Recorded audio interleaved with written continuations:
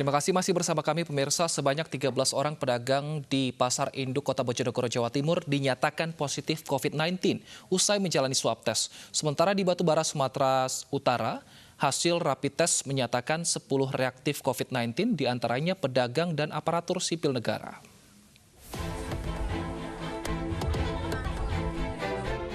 Jumlah pedagang yang terkonfirmasi positif COVID-19 di Pasar Induk Kota Bojonegoro terus bertambah.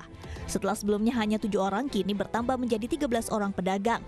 Ditemukannya klaster baru persebaran virus corona di Pasar Induk Kota Bojonegoro berawal dari salah satu pedagang yang meninggal dunia setelah positif terjangkit corona.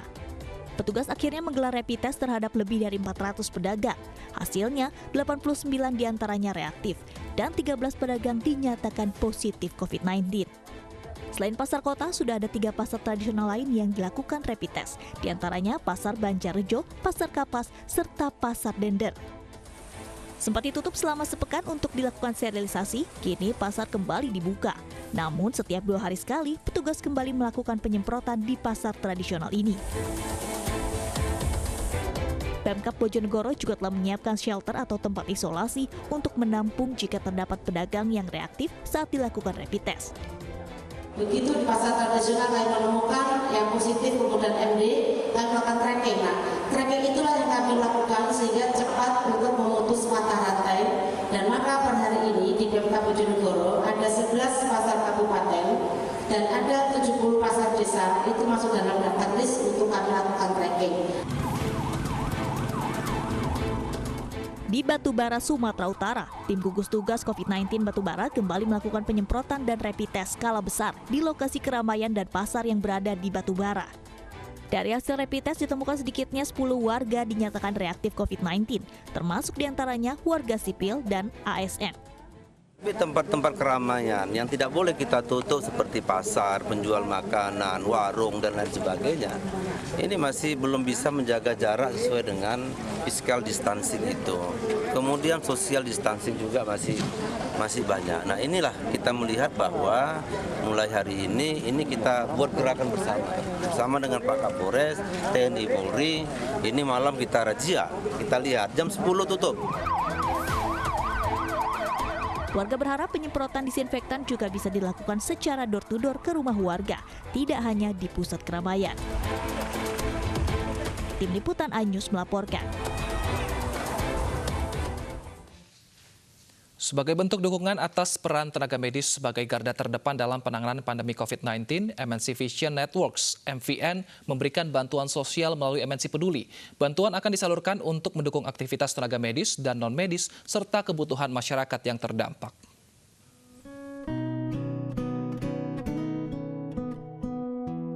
Perjuangan tenaga medis belum berakhir.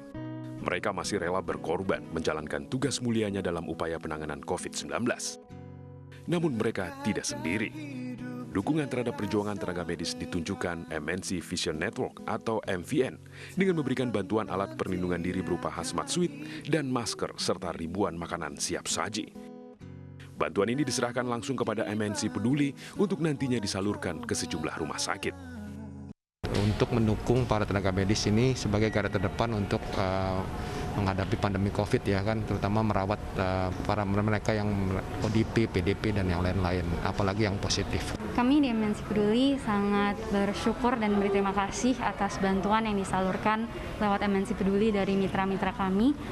Dan kalau misalkan dari MNC Shop dan MNC Vision Networks, mereka menyalurkan dana yang akan kami teruskan kepada beberapa aktivitas yang kami lakukan lewat MNC Peduli.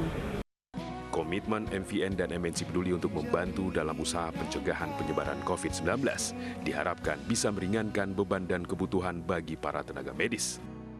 Untuk itu, mari bersama MNC Peduli kita terus berdonasi sebagai bentuk dukungan terhadap perjuangan tenaga medis.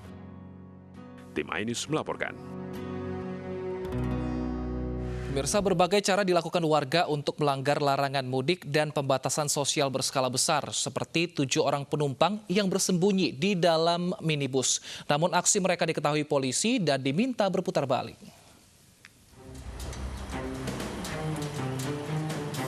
Daerah perbatasan di Citeras, Lebak, Banten terus dijaga polisi untuk menerapkan aturan pembatasan sosial berskala besar. Polisi pun menemukan pelanggar dengan berbagai modus. seperti 7 orang yang berada di dalam mobil box. Ketujuh penumpang ini mengaku hendak mudik menemui kedua orang tuanya di kampung halaman di Lebak, Banten. Namun mereka tidak bisa menjawab di desa apa orang tuanya berada. Penumpang akhirnya mengaku ingin berlibur ke pantai Tanjung Layar. Di mana? Di daerah Lebak. Daerah Lebak, Kabupaten Lebak lebih gede lagi. Di mana? Saya mau lupa sih. Saya mau ke mertua. Enggak, maksud saya gini, tujuan Anda kemana orang tua itu di mana? Kecamatan Rangkasuk, Kecamatan Rotan Gede. Ada 23 desa. Sekarang mau kemana lagi? Saya mau ke orang tua, tapi mau sekalian mau main gitu. Main di mana? Main ke Tanjung apa deh tadi?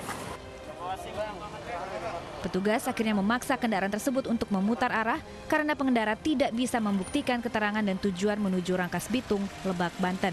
Dari Lebak, Banten, Iskandar Nasution, iNews melaporkan.